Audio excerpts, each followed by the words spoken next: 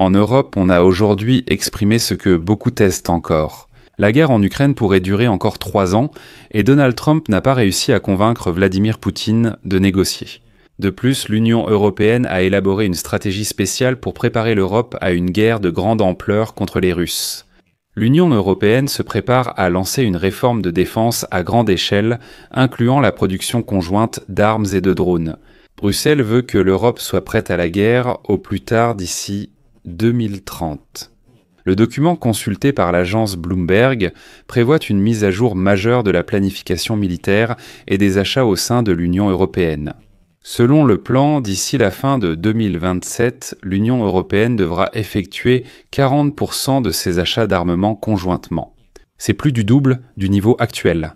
Et voici un point révélateur. Dès que l'Union européenne a présenté sa stratégie de défense contre les Russes, un diplomate hongrois s'est immédiatement précipité à Moscou pour informer Vladimir Poutine des plans de Bruxelles. Néanmoins, Donald Trump continue d'affirmer qu'il pourra mettre fin à la guerre de la Russie contre l'Ukraine dans un avenir proche et qu'il ne permettra pas une grande guerre en Europe. Un diplomate français a souligné que les États-Unis et l'Europe sont partenaires, mais ont des visions différentes sur la mondialisation, les menaces mondiales et la défense. Pour Washington, le principal défi reste la Chine, tandis que pour les pays européens, ce sont les questions de sécurité et l'avenir de l'OTAN. C'est pourquoi l'Europe doit se préparer seule à une grande guerre, pendant que l'Ukraine retient les Russes sur son territoire. Je m'appelle Alexei Petchi. Aujourd'hui, nous sommes le 15 octobre, et avant de commencer cette émission, je voudrais vous demander de vous abonner à cette chaîne YouTube, de mettre un like et, s'il vous plaît, d'écrire un commentaire détaillé sous cette vidéo. Cela aide beaucoup à promouvoir la vidéo sur YouTube. Abonnez-vous à ma chaîne Telegram Petchi News, le lien est dans la description. Et si vous souhaitez soutenir financièrement le travail de cette chaîne YouTube, vous pouvez le faire avec n'importe quel don, via les liens et les coordonnées dans la description de cette vidéo. Il y a écrit « Soutenir la chaîne Alexei Petchi ». Ensuite, choisissez le format de soutien qui vous convient le mieux.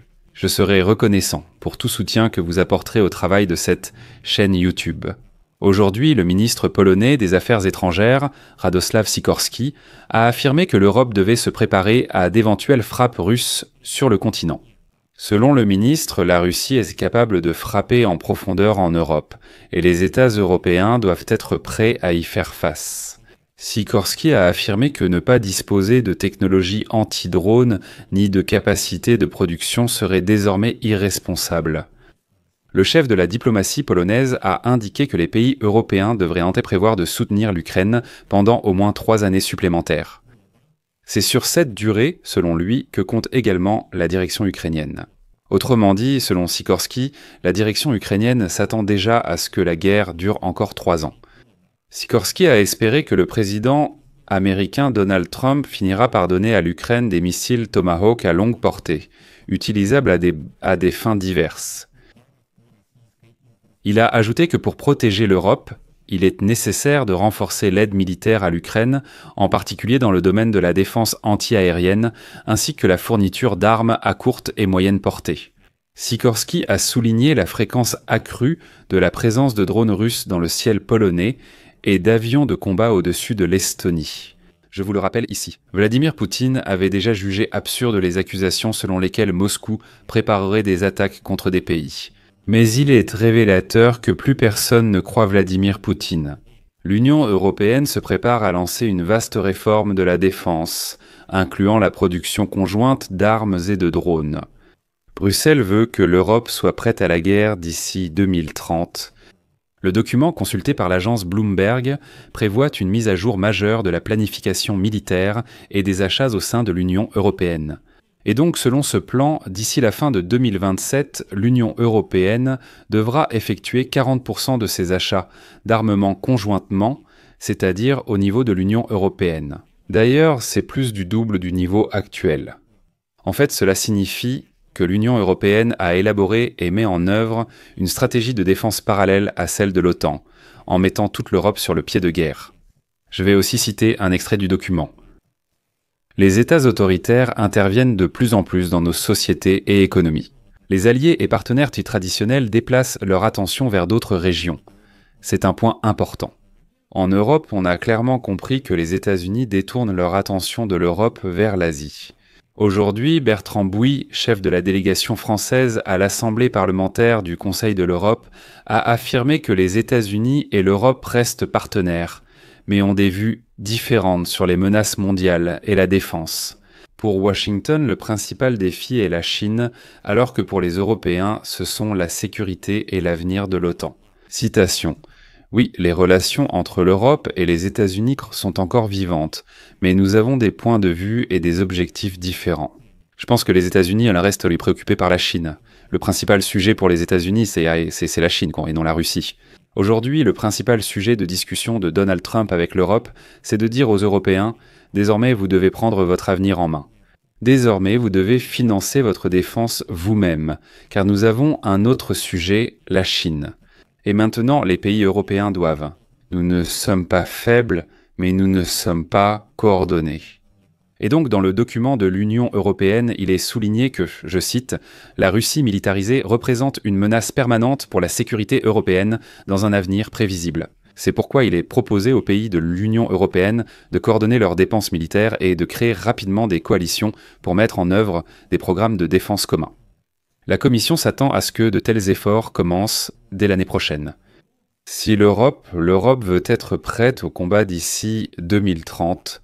D'ailleurs, ce plan sera présenté publiquement dès demain, le 16 octobre. Donc, vous êtes parmi les premiers à entendre parler de ce plan. Oui, comme il est indiqué dans le document, le budget de la défense de l'Union européenne a presque doublé depuis 2021, passant de 218 milliards d'euros à 392 milliards d'euros prévus en 2025. Cependant, les dépenses restent fragmentées, ce qui empêche une modernisation rapide des armements. La nouvelle stratégie prévoit donc des projets communs sur les systèmes de défense aérienne, l'antimissiles, les drones et les technologies anti-drones. D'ici le début de 2026, des coalitions devront être formées pour gérer ces initiatives et le lancement des projets est prévu pour la mi-2026. Pour faire une analogie claire, je vais évoquer Airbus, ces mêmes avions qui sont fabriqués par plusieurs pays de l'Union européenne. À un moment donné, les pays de l'Union européenne ont voulu leur propre avion civil. Et comme chaque pays, pris séparément, n'aurait pas pu le créer, ils ont donc décidé de former un consortium conditionnel de plusieurs pays qui produisent finalement Airbus. La Commission européenne propose actuellement ce schéma à toute l'Union européenne pour la création et la production d'armements. Le plan prévoit également la création, d'ici 2026, d'un fonds pouvant atteindre 1 milliard d'euros en collaboration avec la Banque européenne d'investissement pour soutenir les développements dans le domaine de la défense, c'est-à-dire les start-up. Un fonds de 150 milliards d'euros déjà approuvé finance désormais des programmes majeurs répartis entre divers secteurs. De plus, l'Union européenne prévoit de lancer des initiatives phares telles que la défense européenne des drones et la surveillance du flanc oriental, qui tiendront compte de l'expérience de l'Ukraine dans la riposte aux attaques russes.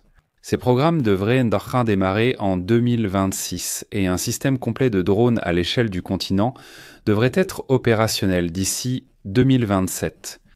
Et tout cela change considérablement la situation.